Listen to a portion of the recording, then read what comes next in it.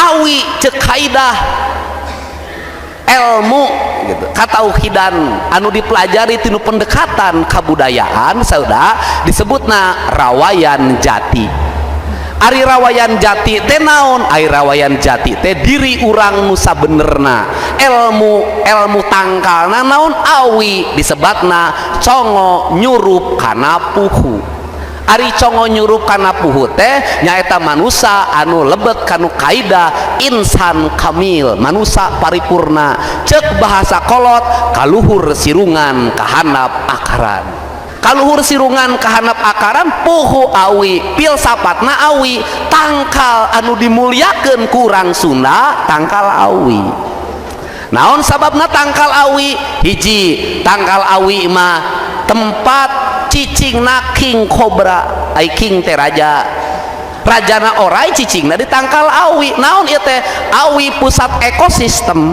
Kulantaran awi pusat ekosistem, akar awi pageuh nalian taneuh, sirah cai ngaguludag, daun awi ngajaga tinu partikel debu pencemaran lingkungan.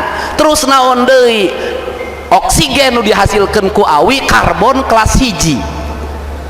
Terus nuar awi moal matak jadi ngaruntageun turunanana sabab awi mah dituar hiji bijil opat.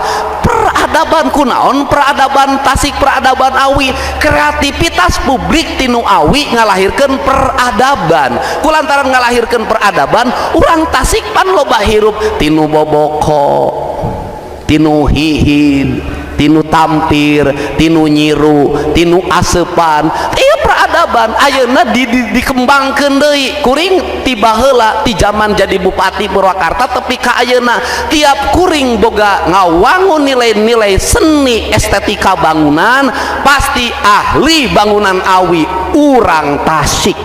Pami aya ayeuna lembur pakuan di Subang panganyerekan sim kuring kunjunganana 50.000 urang per minggu. Eta dinten Sabtu Minggu hungkul, dinten biasa dugi ka 100 ribuan tinu saminggu. Jalmi lebet ka bale disebutna bale Tritang tuh pasti tangah sa bagus pada dia. Ini arsiteknya siapa? Tuh make arsitek cek urang teh. Yang mengerjakan siapa? Urang Tasik. Bagaimana? Ya tinggal diajarkan saja. Ngambil ajaran budaya Kampung Naga, ngambil ajaran budaya Cipta Gelar.